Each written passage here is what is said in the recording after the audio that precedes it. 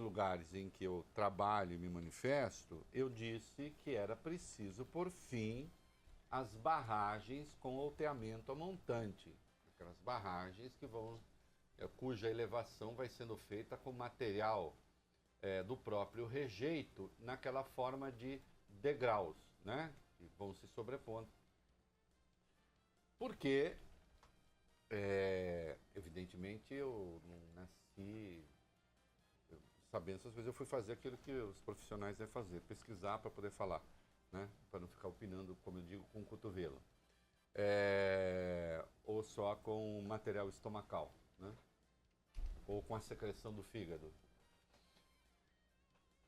E, enfim, cheguei a essa conclusão a partir de estudos que já existem aos montes e que a gente encontra de boas fontes, né?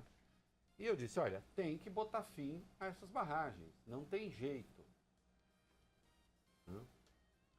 Ontem à noite, a direção da Vale teve uma reunião com ministros e tal, e depois anunciou um conjunto de decisões. E há alguns desdobramentos no mercado sobre essas decisões. Querem ver que coisa interessante? Primeiro vamos começar com as decisões que a Vale tomou. Vamos lá.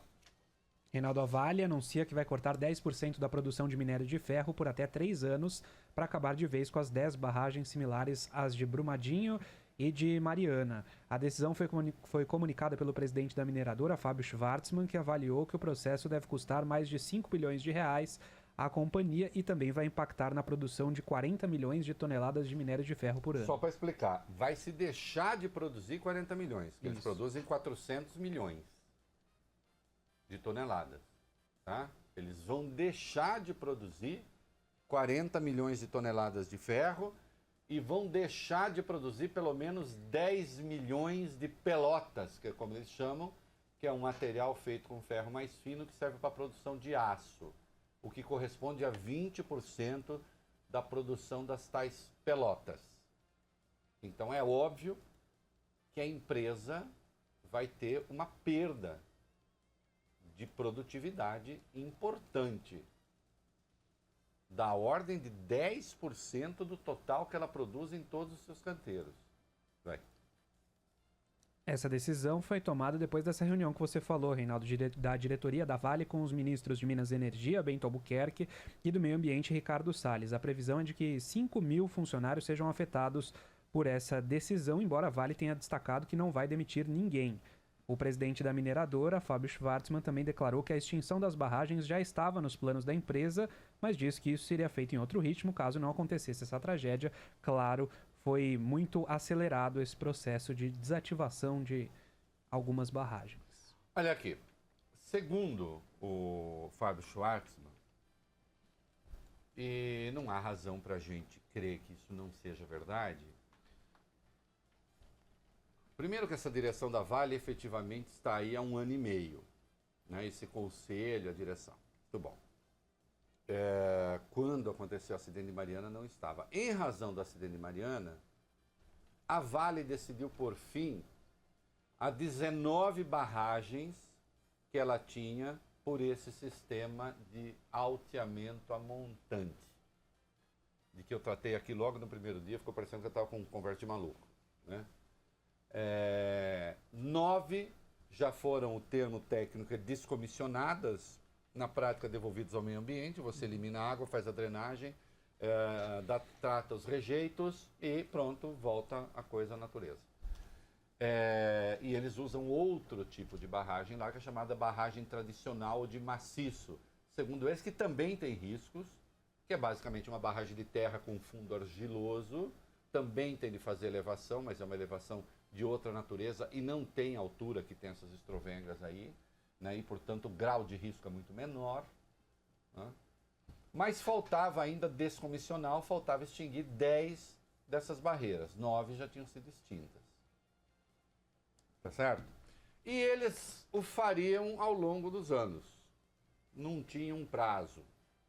Tanto não tinha que nós vamos voltar àquela reunião acontecida no dia 12 de dezembro, na Secretaria de Meio Ambiente de Minas, com o conselho que cuida dessa área, Conselho Estadual de Política Ambiental. Isso. E aí eles fizeram o quê? A Vale pediu para elevar sua produção em quase 80%.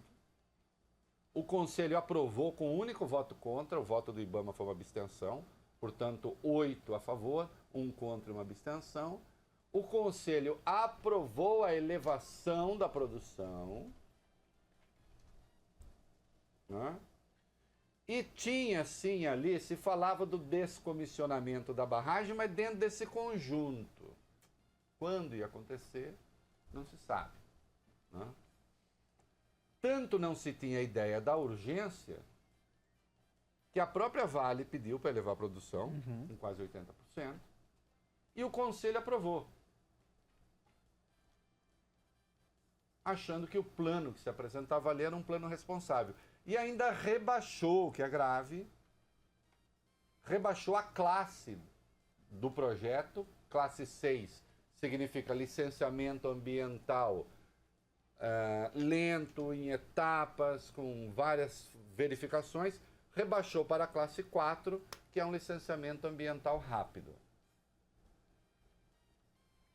Na suposição de que aquela barragem era segura. Sim, isso vai tocar na questão lá da prisão, eu vou voltar a essa questão, dos 2 engenheiros e dos 3 funcionários. Todos os elementos de que a Vale dispunha, e há um comunicado oficial da empresa, uma circular que está na página da internet, eu já publiquei essa circular na íntegra no meu blog, evidenciando todos os controles técnicos que há nessa barragem. Acontece que o que dispõe a literatura é o seguinte, a respeito, técnica. Não existe barragem a montante segura. Pronto, não tem. Não tem. Não dá para não dá para cercar as margens de erro com suficiência para dizer não vai acontecer. Não dá. É um troço fadado ao desastre. Cedo ou tarde, acontece. Não é? Outro dia eu falei aqui do avião, é diferente do avião. O avião é feito para não cair e não cair, porque de vez em quando cai. Aí sim, há um conjunto de fatores. Não é? O avião, se não tiver erro de projeto, alguns têm erro de projeto, ele não cai. Agora, se o sujeito se ele perder a visibilidade, se o piloto cometer erro, se ele não conhecer direito, o avião nunca cai por um fator, é um conjunto de fatores. Agora, no caso dessa barragem, a montante, com alteamento a montante, não existe forma de garantir a segurança. Isso é o que todos os técnicos dizem. O que adiciona um problema a mais naquela decisão da juíza, a doutora Perla, que mandou prender aquelas pessoas. Nós já vamos voltar a esse tema. Então veja, a Vale não contava fazer isso com essa celeridade. Ela vai paralisar a produção por até 3 anos. Vai perder 10% de sua produção de ferro, 20% da produção das tais pelotas. Tem uma retenção de caixa de 11 bilhões, aí precisa ver se vai ser isso mesmo ou não. Isso sim está sujeito à arbitragem. Agora, a multa já está aplicada pelo IBAMA, 250 milhões, a multa já está aplicada pelo governo de Minas, 93 milhões. Há o custo operacional com o qual a empresa está arcando, junto com o poder público lá, vai ter de eliminar toda aquela lama, está ajudando a procurar os corpos. Então a empresa vive, do ponto de vista do caixa e da produtividade, um péssimo momento. Inequivocamente. Tá? Por algo, justiça se faça, que essa diretoria que está aí vinha cuidando, que era fazer o descomissionamento, a eliminação das barragens. Tá? Quem fizesse uma interpretação burra do mercado, e eu cheguei a tocar nesse assunto hoje de manhã no blog, dizer, vamos ver como o mercado vai reagir, diria, os investidores, depois da Vale já ter tido o maior tombo da história das bolsas no Brasil, da bolsa hoje, né, perdeu 71 bilhões em valor de mercado num único dia. Só para explicar, esse valor de mercado é uma coisa meio abstrata. É o seguinte, se o mercado comprasse todas as ações da empresa no dia, valeria quanto? Isso não acontece. Isso não acontece. É um parâmetro de raciocínio, tá? Não quer dizer que a Vale perdeu 71 bilhões. Nossa, 71 bilhões foram para o ralo. Não, esse dinheiro é um dinheiro potencial. Se fosse vender tudo no mesmo dia, aconteceria isso. Mas não. De qualquer modo, é uma referência. A Vale, que perdeu 71 bilhões de valor de mercado no único dia, poderia estar tomando uma atitude arriscada, porque, afinal de contas, se o investidor fosse aquilo que alguns idiotas no Brasil acham que eles são, a Vale ia ter tomado um tombo hoje no mercado. Ora, Coutinho, caixa baixa, rentabilidade baixa. Portanto, mais dificuldade para investimento. A ameaça da Vale ter o seu rating rebaixado, a sua perspectiva de risco. Se isso acontecer, empréstimos internacionais passam a custar mais caro para a Vale. A produtividade vai cair. Agora, o simples anúncio de que a Vale decidiu extinguir as barragens arriscadas sob a pena da paralisação da extração de ferro nas áreas em que ficam essas barragens, incluindo Brumadinho. O que aconteceu com as ações da Vale hoje? Diz aí. Dispararam, Reinaldo. Ações da Vale têm alta de mais de 9% depois desse anúncio da companhia de que vai desativar barragens como a de Brumadinho. Com isso, o índice Bovespa tem elevação nesse momento de 1,26%. A Bolsa de Valores fechou agora há pouco, os números oficiais ainda vão ser divulgados. Muito bem. Fica aqui. Aí, essa altura agora, eles começam. Lá vai ele! Sim, lá vou eu. Mas não tenha dúvida que lá vou eu. Presidente Jair Bolsonaro, o senhor não deve estar ouvindo, o general Mourão tá, porque ele gosta do programa. E adjacências do bolsonarismo. Vocês estão vendo como investir no meio ambiente rende dinheiro, inclusive no mercado? Porque se o investidor fosse aquela besta ao quadrado, que só se preocupa com caixa e com curto prazo, a Vale teria despencado hoje. No entanto, a Vale anunciou a decisão tomada pela diretoria é ousada,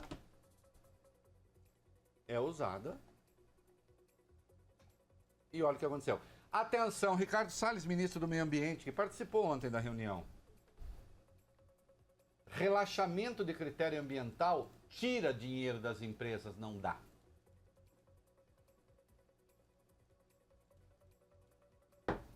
O que dá dinheiro é investir no meio ambiente. Isso hoje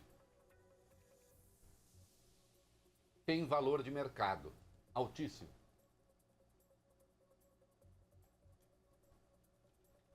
Então precisa muito cuidado quando vem com essa conversa. De autolicenciamento, de não sei o quê. Punir mal fiscal é outra coisa, eles existem.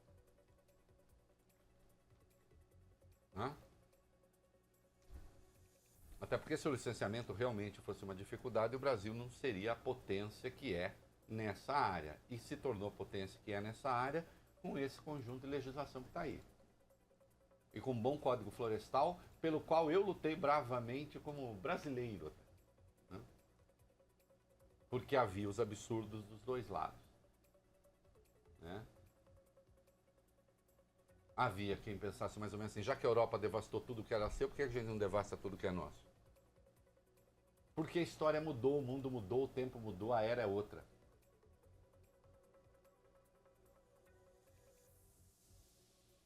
E certamente não estaríamos na situação que estamos no agronegócio hoje. Porque as leis de restrição ambiental dos importadores acabariam nos punindo. Então note que a Vale toma uma decisão, ela própria, de moto próprio. E isso é bem visto pelo mercado. Porque sabe que a empresa está se prevenindo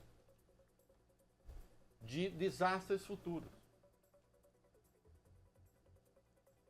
Porque avalia que todos os grandes desastres, praticamente, com uma exceção ou outra, envolvendo barragens, acontece com barragem desse tipo. Ah, só o Brasil tem? Não, a Austrália também tem. Acontece que a frente da barragem, a montante da Austrália, é deserto, praticamente. Não tem ninguém. Aqui está cheio de gente morando. Que é um outro problema. E esse continua sem solução. E precisa ser visto.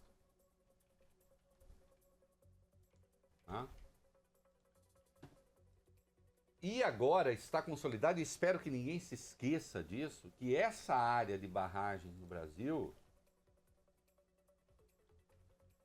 está muito mal parada. Insista-se, há 154 pessoas fazendo, isso em nome do Estado, né?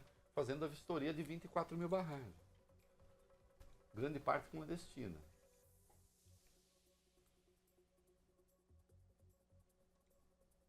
Então, o Estado está mal aparelhado. Tanto é que quem faz a avaliação, e isso a Vale, que é uma grande empresa, são as próprias empresas. Não, o Estado brasileiro tem de se responsabilizar por isso. Com eficiência, com técnica.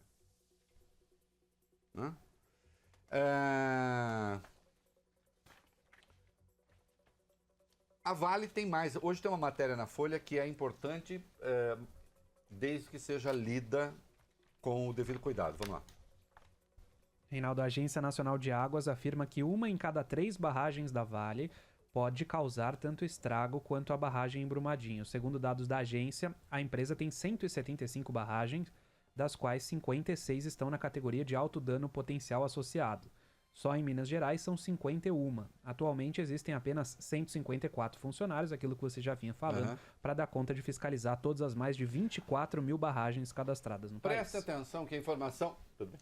A informação que está sendo dada aqui não é que essas barragens estão prestes a ir para o brejo. Não é isso que está sendo dito, hein? Dano potencial é uma coisa. Risco é outra. O dano potencial... Olha aqui, quem conhece São Bernardo, se a Billings estourar, o dano potencial de São Bernardo, porque aquilo é uma barragem, o dano potencial para São Bernardo é gigantesco. Se Itaipu explodisse, o dano potencial seria gigantesco. Né? Tem uma piada a respeito de Itaipu, não vou falar porque o momento não pede, mas um outra hora eu falo. Agora, existe risco que se conheça nem num caso e nem no outro.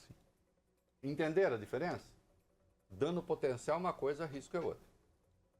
Quanto estrago pode ser feito? Quando estrago pode ser feito, se acontecer tal coisa, qual é o estrago? No caso dessas barragens, o ideal, sempre acho eu, é que não haja comunidades morando, né? Especialmente as de rejeitos minerais, que não haja comunidades morando na linha de eventual desastre, caso estoure. O risco, então, dano potencial é uma coisa, risco é outra. Risco é assim, essa estrutura está frágil, essa estrutura não é boa, isso aqui não está funcionando, isso é outra coisa. E aí, nesse caso, não, a Vale não tem barragens assim. Só que aí tem um problema. A barragem da Samarco e essa barragem de Brumadinho eram consideradas seguras.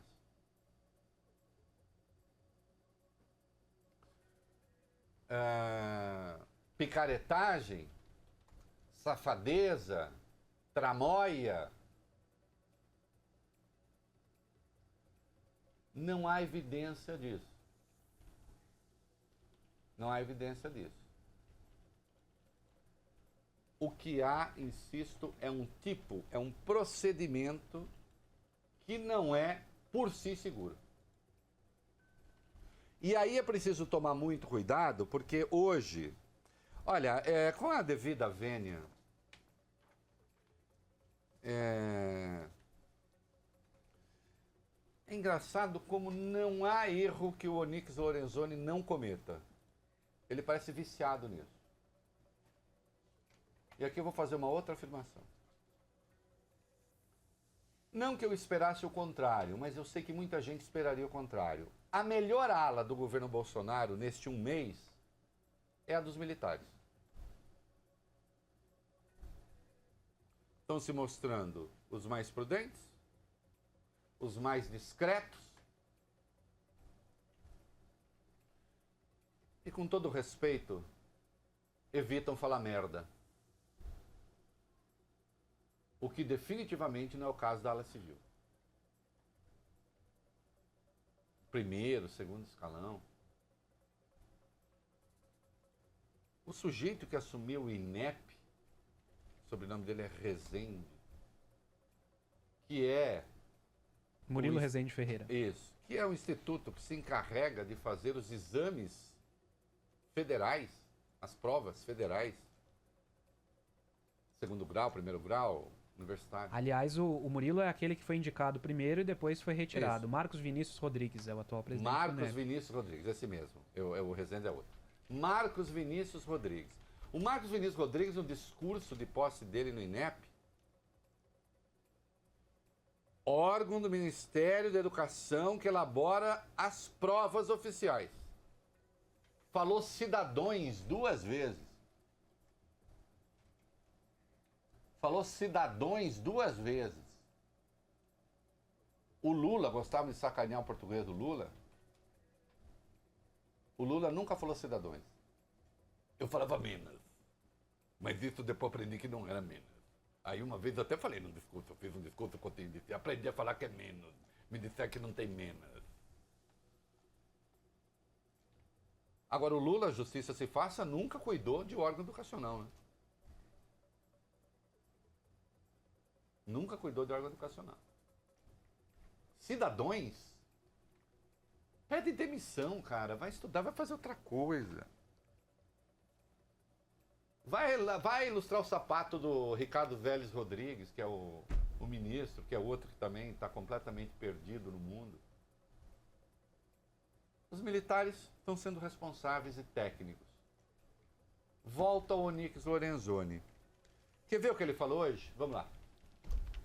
Reinaldo, o ministro da Casa Civil, Onyx Lorenzoni, afirma que alguém precisa ser responsabilizado pela tragédia de Brumadinho. Hoje ele concedeu uma entrevista... Quando alguém diz que alguém precisa ser responsabilizado, não quer achar responsável, quer achar culpado. Isso é coisa de Estado autoritário. Eu não estou dizendo... Atenção, alguém tem que ser responsabilizado se responsável houver.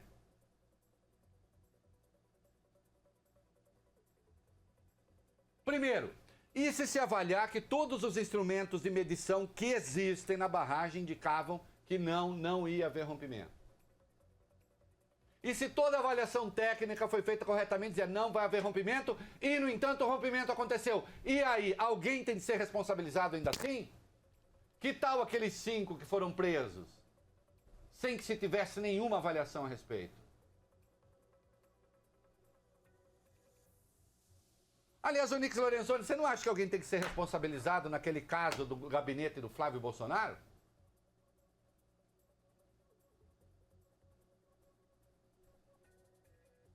Hã? Você não acha que alguém tem que ser responsabilizado no caso da acusação que lhe faz um dos delatores de que você recebeu outros 100 mil reais e não contou para ninguém?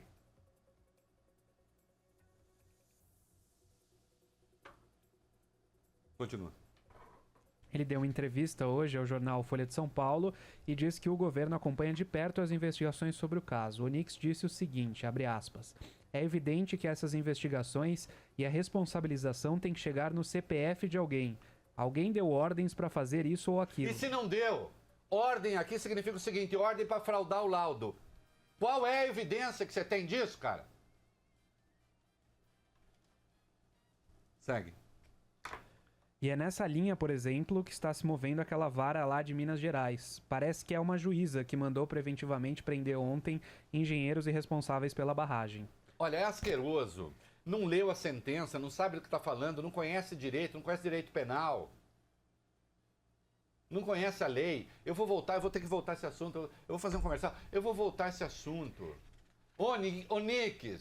Onix, para de todo cavalo arriado que passa à sua frente.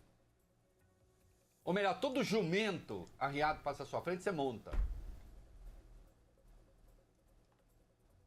Se o governo Bolsonaro der errado, vai ser por causa de gente assim. Eu insisto.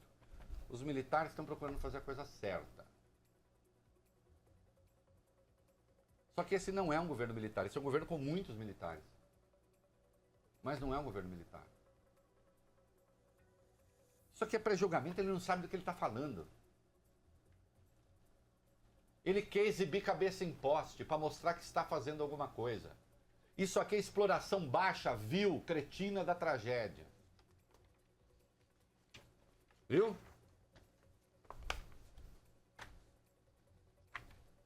Deveria levar um cala-boca, mas não vai levar. Olha, vamos voltar ao companheiro Onix Lorenzoni, né? Com a frase inteira dele. Porque depois houve um militar da reserva falando a respeito do mesmo assunto. E vocês vão ver, na prática, isso que eu acabei de falar. Vai. Abre aspas para o ministro. É evidente que essas investigações e a responsabilização têm que chegar no CPF de alguém. Alguém deu ordens para fazer isso ou aquilo. E é nessa linha, por exemplo, que está se movendo aquela vara lá de Minas Gerais. Parece que é uma juíza que mandou preventivamente prender ontem engenheiros e responsáveis pela barragem. Primeiro não é prisão preventiva, é prisão temporária. O senhor, inclusive, está mal informado para um chefe da Casa Civil. Vocês já viram um chefe da Casa Civil? Parece que tem uma juíza daquela vara lá.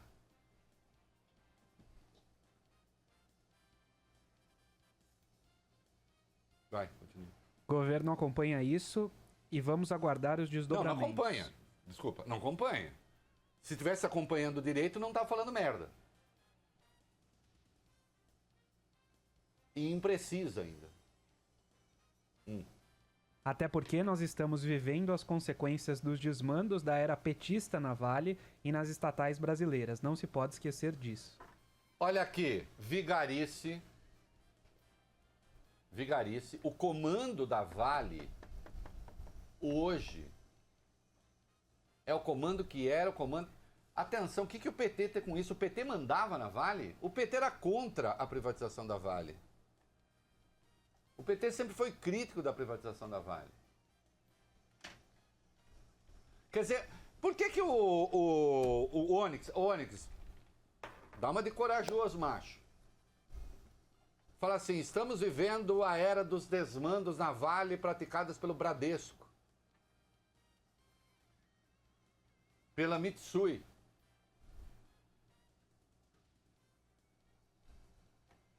A Bradesco tem a vice-presidência do Conselho da Vale. Integra a antiga Valepar que comandava a Vale. O que essa barragem tem a ver com o PT? E as outras barragens todas? Na Vale e nas outras estatais. Por um acaso a Vale é estatal? Embora tenha a participação do BNDES Par. Vocês notaram? Ideologiza-se o problema. Se deixar para o Onix Lorenzoni, ele vai para o ar e só fala mal do PT e não faz outra coisa. Se deixar para essa ala civil do governo, o trabalho deles vai ser falar mal do PT, das esquerdas, da ideologização, não sei o quê, e não anda.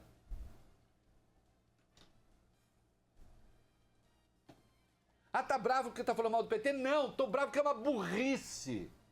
E porque é uma mentira. E porque tá fazendo proselitismo sobre corpos. Tá usando o pobre despedaçado para isso.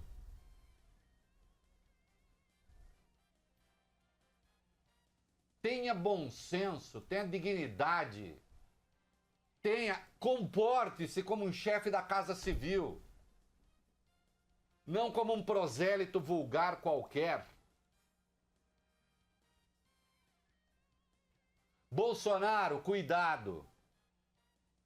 O general Mourão, a Maiara eu sei que está na linha, nós vamos falar com ela. O general Mourão também falou sobre esse assunto. Quer ver a diferença de tom? Vai lá. O vice-presidente da República afirma não saber se a prisão de funcionários da Vale foi a atitude mais correta.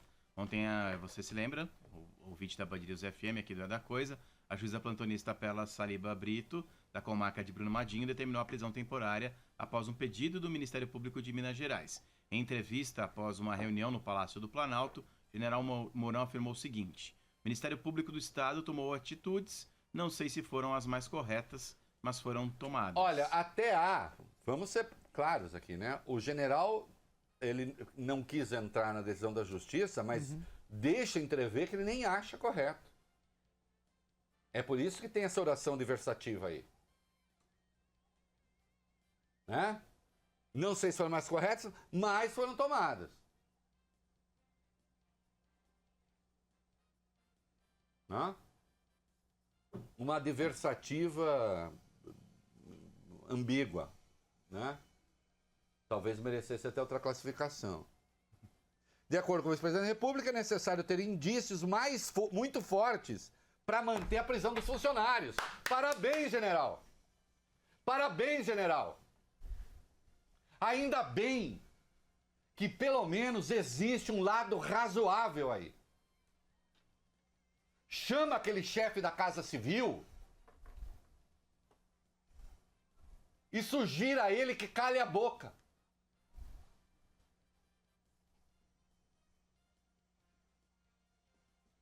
Não é? Porque o general sabe que burro não é, que essa decisão vai ser derrubada, porque ela é um absurdo total. Eu ainda voltarei a isso, não quero deixar a Maiara pendurada muito tempo no telefone, eu ainda voltarei a isso, porque é o seguinte, a juíza recorreu àquilo que eu considero um truque da pior qualidade jurídica para prender essas pessoas.